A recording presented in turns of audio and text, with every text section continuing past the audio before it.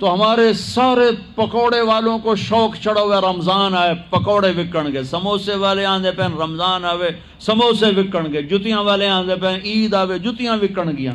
وہ کسی کو یہ شوق ہی نہیں کہ بخشش ہوگی، اللہ راضی ہوگا، جنت ملے گی، اللہ کی محبت میں بھوک لگے گی، اللہ کے عشق میں پیاس لگے گی۔ وہ بھوک اور پیاس کی جو تڑپ اور کسک ہے، پھر ہم ہاتھ اٹھا کے اللہ سے مانگیں گے، ہم کہیں گے یا اللہ، تو عرش کے دروازوں تک میری پکار جائے گی، ساتوں آسمان میری پکار سے گونج اٹھیں گے۔ مجھے یقین ہے کہ میرا اللہ کہتا ہے، میرا نبی فرماتے ہیں کہ اللہ رمضان میں سارے آسمان کے فرشتوں سے فرماتا ہے روزے رکھنے والوں کی دعا پر آمین کہو۔ عرش کے فرشتوں سے اللہ فرماتا ہے میری تسبیح چھوڑ دو، رمضان کے روزے رکھنے والوں کی دعا پر آمین کہو، آمین کہو۔ عرش فرش میں گونج اٹھتی ہیں میری دعائیں، میری صدائیں، میرے نوحے، میرے گریے ہلا دیتے ہیں۔ اگر بھوک پیاس میں مزے آ رہے ہوں کہ واہ یا اللہ تو نے کہا تھا نا، دیکھ میں بھوک سے بیٹھا ہوں۔ اس لیے افطار کے وقت دعا کیوں قبول ہے؟ افطار کے وقت کھانا سامنے ہے، پانی سامنے ہے، اور آواز کان لگے ہوئے ہیں سائرن کی آواز پر، تو اللہ کہتا ہے یہ فرشتہ، یہ میرے بندے، کھانا بھی سامنے ہے، پانی بھی سامنے، یہ کیوں نہیں کھا رہے، یہ کیوں نہیں پی رہے؟ بولو کہ یا اللہ تیری محبت، میری محبت، چلو تم گواہ رہو، میں نے معاف کیا، چل میرا بندہ مانگ، کھانے سے پہلے مانگ۔ وہ وقت مانگنے کا ہوتا ہے، پکوڑے کھانے کا نہیں ہوتا، سموسے دکن کا نہیں ہوتا۔ سموسے، پکوڑے، کچوریاں، 7 اپ، جام شیری، روح افزا، 500 چیزاں تو اندر پا لیندے ہو، سارے روزے دی تباہی پھیر کے رکھ دیتے۔ ایک مہینے کے لیے اوور آلنگ ہے، ٹیوننگ ہے، ٹیوننگ، تھوڑا کھاؤ، تھوڑا کھاؤ، تھوڑا کھاؤ، ٹھنڈے شربت مت پیو، ٹھنڈے شربت مت پیو افطاری کے وقت، بعد میں پینا تو پی لو، این افطاری کے وقت اپنے اوپر ظلم مت کرو۔ سارے دن کا انجن گرم ہے، ایک دم اس کے اوپر برف پھینکتے ہو، تھوڑی دیر صبر کر کے سادہ پانی پی لو، نماز پڑھ لو، پی لو، جامع شیری پیو، 7 اپ پیو، جو مرضی پیو، ٹھنڈا پیو، گرم پیو، جو مرضی پیو، لیکن این روزے کے وقت بچو تلی ہوئی چیزوں سے، کراری چیزوں سے، مسالے دار چیزوں سے، ثقیل چیزوں سے بچو، ہلکا پھلکا رکھو پیٹ کو، ہلکا پھلکا، تاکہ روزے کا مقصد حاصل ہو کہ جسم پاک ہو، غلاظتوں سے، گندگیوں سے پاک ہو، صاف ہو۔ ہاں، اور اپنے دل کو بھی صاف۔ رمضان میں سب کی بخشش ہو جاتی، سب کی، 4 نہیں بخشے جاتے، 4 آدمی نہیں بخشے جاتے، 4 قسم کے مرد عورت، سب کی بخشش ہو جاتی، سب کی، 4۔ اللہ تعالی ہماری حفاظت فرما لے۔ کسی بھائی میں یہ عیب ہے، ابھی سن کے توبہ کر لینا، شراب پینے والا، مستقل شراب پینے والا، رمضان میں بخشش نہیں، ماں باپ کا نافرمان، ماں باپ کا نافرمان، بخشش نہیں۔ ماں باپ کے نافرمان کے لیے تو میرے نبی نے کہا کہ اللہ ہر گناہ کی سزا موت کے بعد دے گا۔ ماں باپ کے نافرمان کو یہیں سے شروع کرے گا اور آگے تک لے کے جائے گا، یہاں بھی سزا دے گا اور آگے بھی سزا دے گا۔ صرف ایک گناہ دنیا میں ایسا ہے، کفر شرک کی سزا بھی موت کے بعد، زنا، شراب، جوے کی سزا، سود کی موت کے بعد ہے۔ ایک گناہ ماں باپ کی دل آزاری، دل دکھانا، اللہ یہاں سے یہ سزا شروع کرتا ہے اور آخر تک پہ چلاتا ہے اس کو۔ میرے نبی سے پوچھا گیا یا رسول اللہ قیامت کب آئے گی؟ آپ نے کہا اللہ کو پتہ ہے۔ کہ کوئی نشانی بتائیں؟ کہ جب ماؤں کو ذلیل کیا جائے گا قیامت آ جائے گی۔ ماں باپ کا نافرمان۔ تیسرا کون ہے؟ رشتہ داروں سے لڑنے والا، کبھی بھائی سے لڑا، کبھی بہن سے لڑا، کبھی خالہ سے، کبھی چاچے سے، کبھی مامے سے، کبھی تائے سے، کبھی پھوپھی سے، قریبی رشتوں سے لڑنے والا اور تعلق توڑنے والا، اس کی بخشش نہیں ہوگی۔ چوتھا کون ہے؟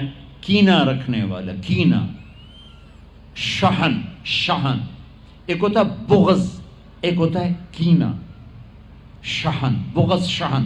بغض کیا ہے؟ بغض کیا ہے؟ کہ مجھے انصر بھائی سے نفرت ہے، یہ بغض۔ اور کینہ کیا ہے؟ کہ میں ان کو نقصان پہنچانا چاہتا ہوں۔ نفرت کے ساتھ ان کے ٹانگیں کھینچنا چاہتا ہوں، اس کو کینہ کہتے ہیں۔ تو یہ 4 برائیاں معاف نہیں ہیں۔ ہاں کوئی توبہ کرے تو سب معاف ہو گیا، سب معاف ہو گیا، سب معاف ہو گیا۔ تو اللہ نے ہمیں رمضان کا مہینہ دیا ہے، جہنم کے دروازے بند ہو جائیں گے، جنت کے دروازے کھل جائیں گے، فرض 70 فرض کے برابر ہو جائے گا، نفل فرضوں کے برابر ہو جائے گا، تراویح کے ہر سجدے پر 1500 نیکی لکھی جائے گی، ہر سجدے پر 1500 نیکی لکھی جائے گی، 20 رکعت 40 سجدے 60,000 روزانہ۔ یہ تمہارے کلب ایسا پٹھا جا نہ ہے کی نہ ہے مینو حالی تھی نہیں سر لگی یہ تھی آ دیکھی ہو، چلو جڑا بھی نہ ہے ٹھیک۔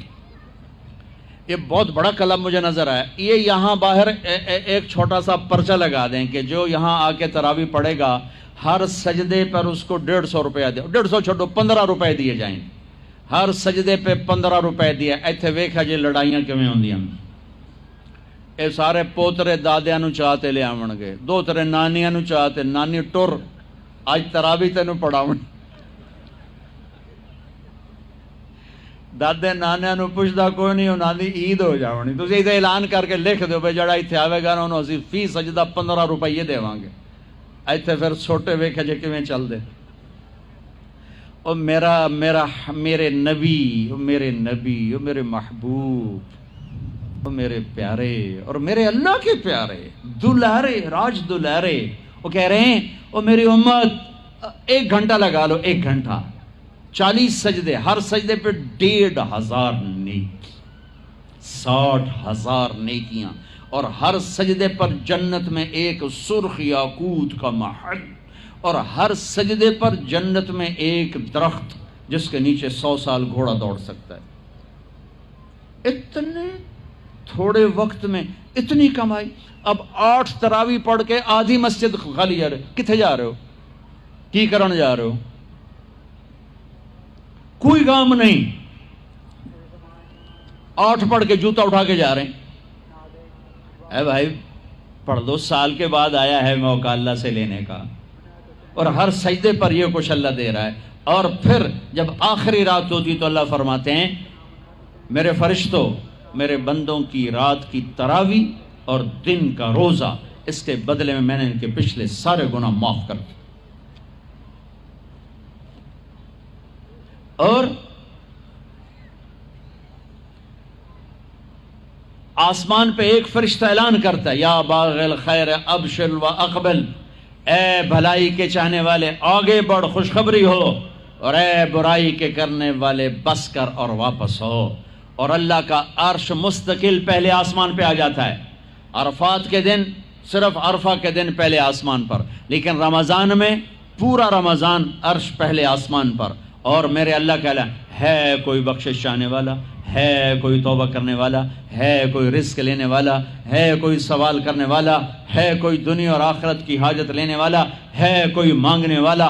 ہر وقت اللہ کی طرف سے اعلان ہوتا ہے اس مہینے کو بناؤ، دنیا کماؤ، حلال کمانا کوئی، میں تو ویسے مذاقن کہہ رہا ہوں، ہر ایک دنیا کمانا کوئی منع تھوڑا ہی، حلال کمانا کوئی منع تھوڑا ہی ہے، لیکن ایسی کمائی میں نہ لگو کہ روزے پہ زد پڑے، تراویح پہ زد پڑے، تلاوت پہ زد پڑے۔ میرے نبی پاک صلی اللہ تعالی علیہ وسلم رمضان میں قرآن کی تلاوت بڑھا دیتے تھے۔ قرآن رمضان کا سب سے بڑا وظیفہ، جی کوئی وظیفہ دسو، کوئی وظیفہ دسو، لوگ پوچھتے ہیں جی رمضان کا کوئی خاص وظیفہ بتا رہا ہوں۔ رمضان کا خاص وظیفہ قرآن کی تلاوت، رمضان کا خاص وظیفہ قرآن کی تلاوت، قرآن کی تلاوت، قرآن کی تلاوت، جتنا پڑھ سکتے ہو پڑھتے جاؤ، پڑھتے جاؤ، پڑھتے جاؤ، پڑھتے جاؤ۔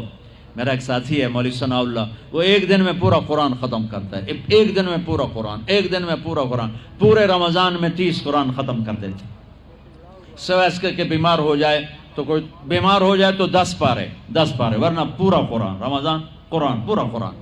تو چلو ہم پورا قرآن نہیں پڑھتے، کچھ تو پڑھو، سارا سال نہیں پڑھا، کچھ تو پڑھو۔